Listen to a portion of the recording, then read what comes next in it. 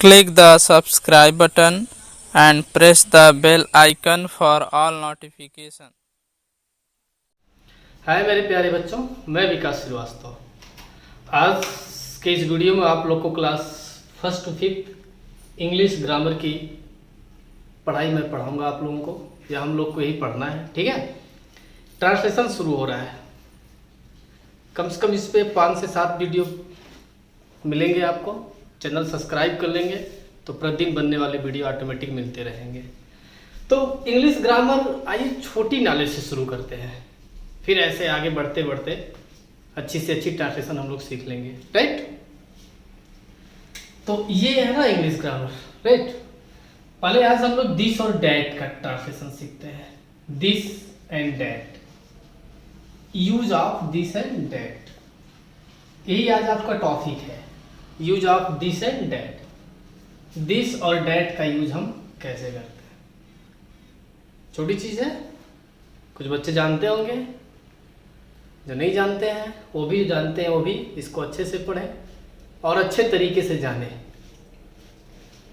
तो this means क्या होता है, यह होता है ना, दिस मीन्स यह। डैट मीन्स क्या होता है, वह होता है। दिस मीन्स यह, डैट मीन्स वह।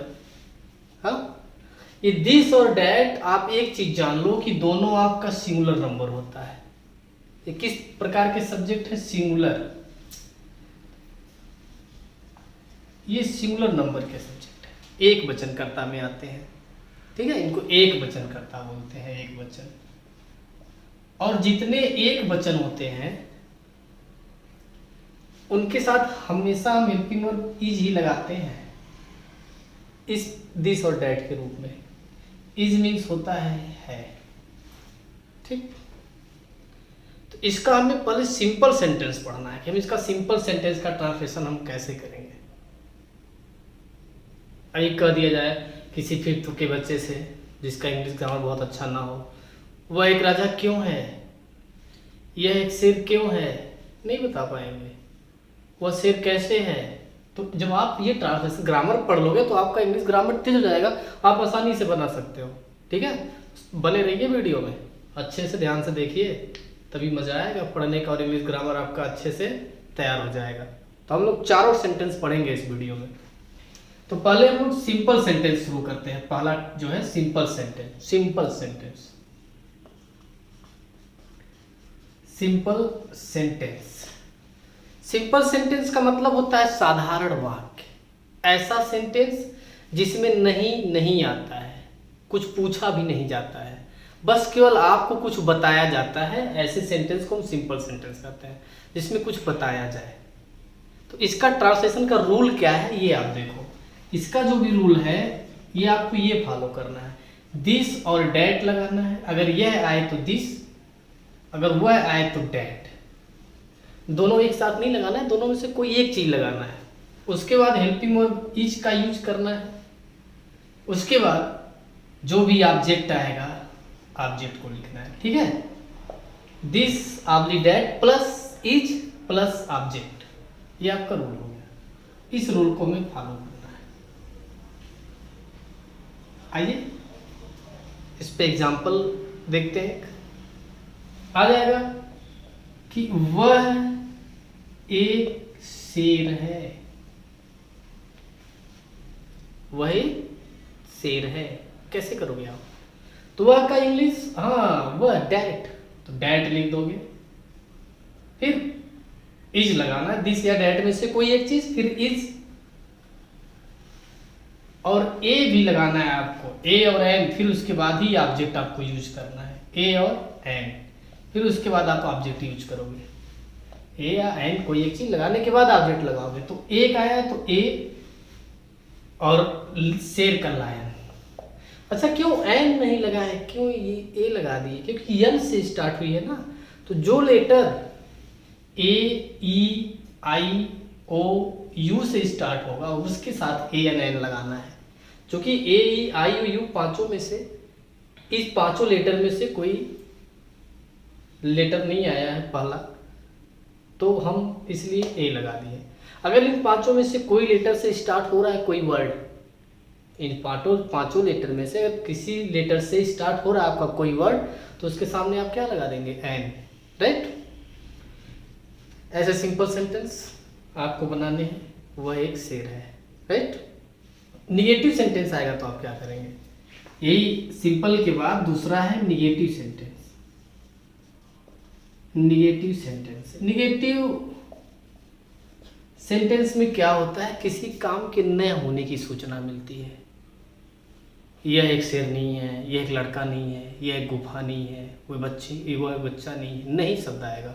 तो रूल देखिए, कौन से रूल को हम तब फॉलो करते हैं। तो अपना रूल होता है कि पहले दिस या डैट लगाएंगे ही, इज भी इसमें लगाते ही हैं, नहीं आने के नाते नॉट का यूज करते हैं, फिर ए या एंड का यूज करते हैं, उसके बाद ऑब्जेक्ट लगाते हैं। इस रूल को हम फॉलो करते हैं, ठीक है। जैसे एक एग्जांपल देख लीजिए आप, कह दिया जाएगा कि यह एक जंगल नहीं है। यह आया ना, यह नहीं आया है तो निगेटिव सेंटेंस हो गया। यह है, यह का इंग्लिश क्या होता है, दिस, तो लिखेंगे दिस, फिर उसके बाद इज, फिर नॉट, दिस, डैट, फिर इज हो गया, फिर नॉट, फिर ए या एन। तो चूंकि जंगल का स्पेलिंग जंगल भी लिख सकते हैं, फॉरेस्ट भी लिख सकते हैं, FOREST, तो इसलिए यहाँ पे हम फॉरेस्ट में एफ आया है, इसमें से कोई वर्ड नहीं तो ए लगा देंगे। तो this is not a forest. समझ आ गई बात। तो इस तरह से हमने सिंपल पढ़ा निगेटिव। अभी आपको इस पे होमवर्क मिलने वाला है, खुद बैठे बैठे करना है। लेकिन आइए 2 सेंटेंस और पढ़ लें, सब आप आराम से अच्छे से लिख लेंगे कॉपी पे, ठीक है। देखो इंट्रोगेटिव सेंटेंस आ गया तीसरा। अभी मैंने सिंपल बताया, निगेटिव बताया। सिंपल में बताया जाता है कोई चीज़, निगेटिव में नहीं आता है। इंट्रोगेटिव में क्या आता है, तो ये 2 प्रकार से इसको हम पढ़ते हैं इंट्रोगेटिव सेंटेंस को। इसके सेंटेंस का ट्रांसलेशन कैसे करेंगे, दिस डैट में, वही हमको सीखना है, ठीक है। Use of this and that. तो जो इंट्रोगेटिव सेंटेंस होता है उसमें क्या है, 2 प्रकार के वर्ड सेंटेंस होते हैं। एक यस नो टाइप होता है, yes no types, yes no type. इसमें क्या है ना, क्या शब्द पहले आ जाता है। इंट्रोगेटिव मतलब कोई चीज़ पूछना है तो क्या शब्द पहले आएगा, क्या यह शेर है, क्या यह लड़का है, इस तरफ के, इस टाइप के सेंटेंस आएंगे। तो इसका रूल क्या होता है, इसके रूल के लिए इज हेल्पिंग वर्ब जो है पहले चला आता है, इज, उसके बाद हम दिस या डैट का यूज करते हैं, फिर दिस और डैट के बाद अपने ए या एंड का यूज करेंगे, आफ्टर डैट ऑब्जेक्ट। लेकिन एक चीज याद रहे, लास्ट में इसमें क्वेश्चन मार्क लगाते हैं हम लोग, कुछ इस तरह के क्वेश्चन मार्क लगाएंगे हम लोग, ठीक है ना।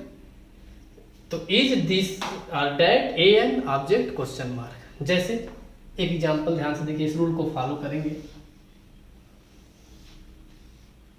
एग्जांपल है, क्या वह एक गुफा है, क्वेश्चन मार्क बनाए। देखिए क्या शब्द पहले आया है, तो वह का इंग्लिश क्या होता है, डैट। क्या आ गया है तो इज, इज पहले लगाएंगे, फिर वह आया है तो डैट, यह आता है तो दिस, फिर ए या एन। गुफा किसके मीन्स होता है, डेनी, DENY,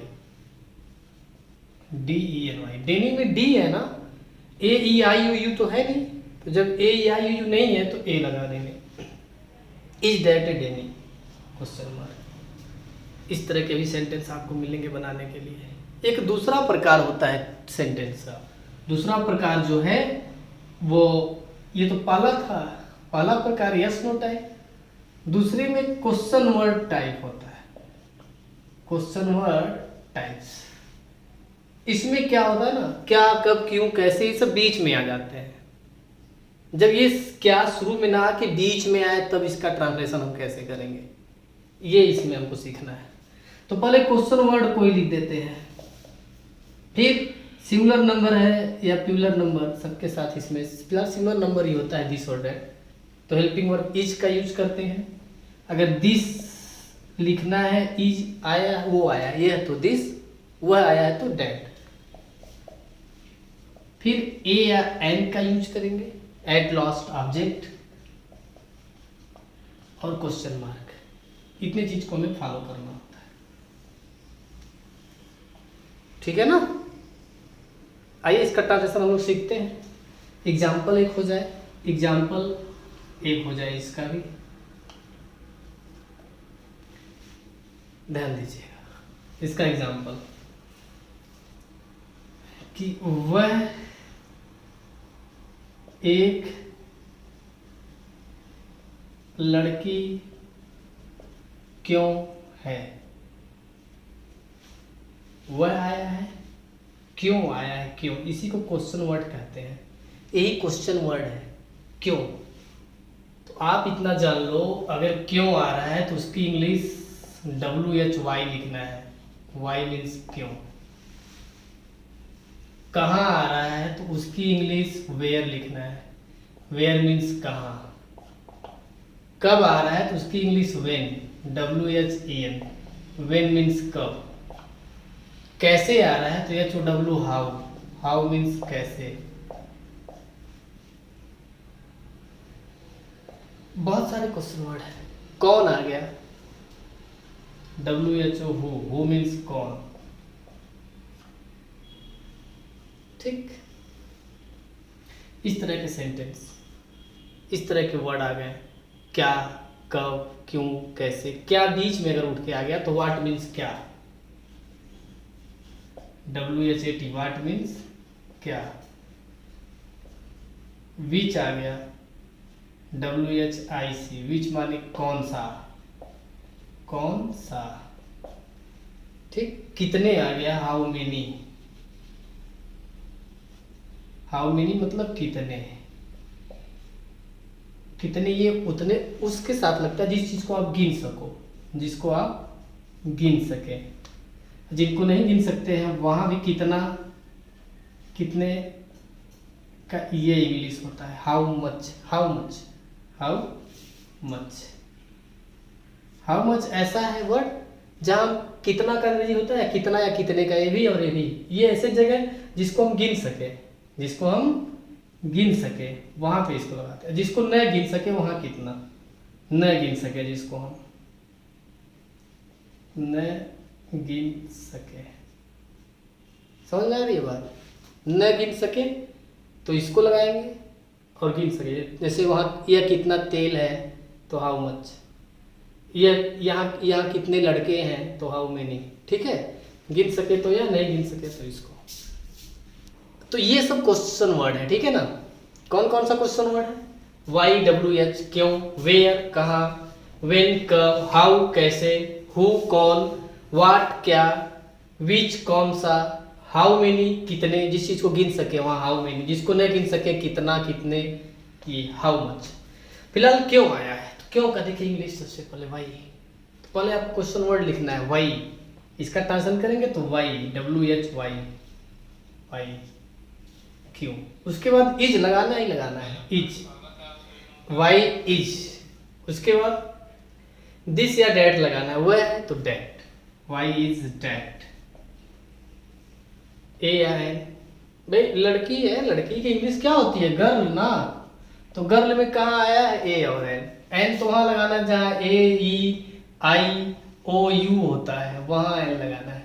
देखिए तो इसका पहला लेटर जी है तो हम एन नहीं लगाएंगे, ए लगा देंगे इसके पहले, फिर क्वेश्चन मार्क लगा देंगे, ठीक है। ये था आपका इंट्रोगेटिव सेंटेंस, ऐसे आपको बनाने हैं, अभी सेंटेंस मिलने वाला है, राइट। आगे देखिए, अगला इसका एक और पड़ा हुआ है इंट्रोगेटिव निगेटिव सेंटेंस, वो भी आप जान लो, ठीक है। देखिए अभी 3 सेंटेंस आपने पढ़ा, सिंपल, निगेटिव, इंट्रोगेटिव, लास्ट है ये कि इंट्रोगेटिव में अगर नहीं भी आ जाए, प्रश्न भी पूछा जाए नहीं आ जाए, तो इसको क्या बोलते हैं, इंट्रोगेटिव निगेटिव सेंटेंस, ठीक है बच्चों। तो इंट्रोगेटिव निगेटिव सेंटेंस में यस नो टाइप के क्वेश्चंस आते हैं, है ना। तो मतलब वही क्या आएगा पहले, लेकिन नहीं भी आएगा। रूल क्या है, इज लगाएंगे पहले, फिर दिस डैट नॉट लगाने के बाद ए एन और ऑब्जेक्ट। जैसे समझे क्या हुआ, एक गुफा नहीं है तो इज डैट है वो, फिर जस्ट नॉट, फिर ए या एन, डेनी माने गुफा। ऐसे अगर क्या क्यों कैसे बीच में आए तो क्या हुआ, क्वेश्चन वर्ड टाइप हो जाएगा। ये तो यस नो टाइप था तो क्वेश्चन वर्ड टाइप। जैसे है ना, इसका रूल ये है, क्वेश्चन वर्ड इज, उसके बाद this that not a an फिर ऑब्जेक्ट, राइट। तो वह एक लड़की क्यों नहीं है तो जाएगा why is not, why is that not, फिर ए, उसके बाद ऑब्जेक्ट लड़की गर्ल। ये हो गया। तो आज आपने यूज पढ़ा किसका, दिस और डैट का, 4 प्रकार से, simple, negative, interrogative, negative. But अब आपको कुछ होमवर्क करना है, मैं दे रहा हूँ आपको, इस पे वो काम करना है। देखिए क्या है, देखिए जितना आपने सेंटेंस पढ़ा ना सब पे एक होमवर्क है, ये आपको होमवर्क करना है, ट्रांसलेट इनटू इंग्लिश। पहला, वह एक चारपाई नहीं है, वह एक ताला नहीं है, यह एक ताला नहीं है, वह एक काला सांप नहीं सांप है, क्या वह एक हाथी है, यह एक लाल गाजर क्यों है, क्या यह एक विद्यालय नहीं है, वह एक चमगादड़ कहाँ नहीं है। ये आपको होमवर्क में करना है। थैंक यू मेरे प्यारे बच्चों।